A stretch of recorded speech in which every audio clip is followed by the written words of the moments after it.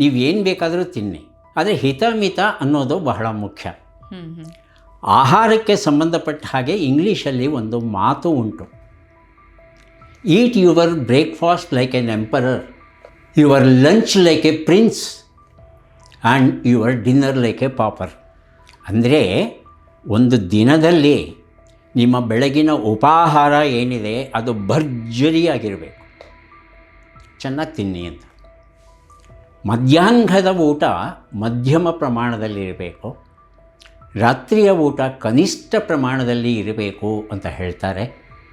ಹಾಗಾಗಿ ಅನ್ನವನ್ನು ಖಂಡಿತ ತಿನ್ನಿ, ಬೇಡ ಅನ್ನಲ್ಲ, ಆದರೆ ಎಷ್ಟು ತಿಂತೀರಿ ಅನ್ನೋದು ಬಹಳ ಮುಖ್ಯ. ಅದನ್ನು ಕಡಿಮೆ ಮಾಡಿಕೊಳ್ಳಿ. ಟೀ ಟೀ ಟೀ ಒಂದು ಸರಳ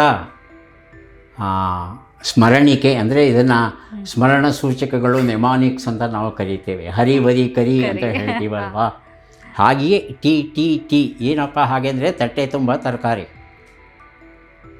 ರಾತ್ರಿ ಹೊತ್ತು ನಿಮಗೆ ಯೋಚನೆ ಇದೆ ಅಂದರೆ 2 ಚಪಾತಿ ಇಟ್ಕೊಳ್ಳಿ, ಎಷ್ಟು ತರಕಾರಿ ಇಟ್ಕೊಳ್ಳಿ, ಸೊಪ್ಪು ಇಟ್ಕೊಳ್ಳಿ, ತಿನ್ನಿ. ತರಕಾರಿಗಳು ನಿಮಗೆ ಕ್ಯಾಲರೀಸ್ ಕೊಡೋಲ್ಲ, ತಿನ್ನಿ. ಹೊಟ್ಟೆ ತುಂಬುತ್ತೆ, ಹಸಿವಾಗೋಲ್ಲ, ಬೊಜ್ಜು ಬರಲ್ಲ. ಹಾಗಾಗಿ ದೇಹದ ತೂಕವನ್ನು ಕಡಿಮೆ ಮಾಡಬೇಕು ಅಂತ ಯಾರಿಗಾದರೂ ಆಸೆ ಇದ್ದರೆ ಅವರು ಈ ಸರಳ ಸೂತ್ರವನ್ನು ಅನುಸರಿಸಬಹುದು. 2 ಚಪಾತಿ, ಬೇಕಾದಷ್ಟು ತರಕಾರಿ, ಪ್ರತಿದಿನ ಒಂದಲ್ಲ ಒಂದು ಹೊಸ ಹೊಸ ತರಕಾರಿ, ಹೊಸ ಹೊಸ ರುಚಿ, ಅದನ್ನು ತಿನ್ಕೊಂಬನ್ನಿ. ಒಂದು 6 ತಿಂಗಳು ಮಾಡಿ, ನಿಮ್ಮ ದೇಹದ ತೂಕ ನಿಯಂತ್ರಣಕ್ಕೆ ಬರ್ತಿದ್ರೆ ಕೇಳಿ. ಆದ್ದರಿಂದ ನನ್ನ ಲೆಕ್ಕದಲ್ಲಿ ಅನ್ನ ತಿನ್ನಲಿಕ್ಕೆ ಏನೂ ಅಡ್ಡಿ ಇಲ್ಲ, ಆದರೆ ತಿನ್ನುವ ಪ್ರಮಾಣದ ಬಗ್ಗೆ ಸ್ವಲ್ಪ ಗಮನ ಕೊಡಿ.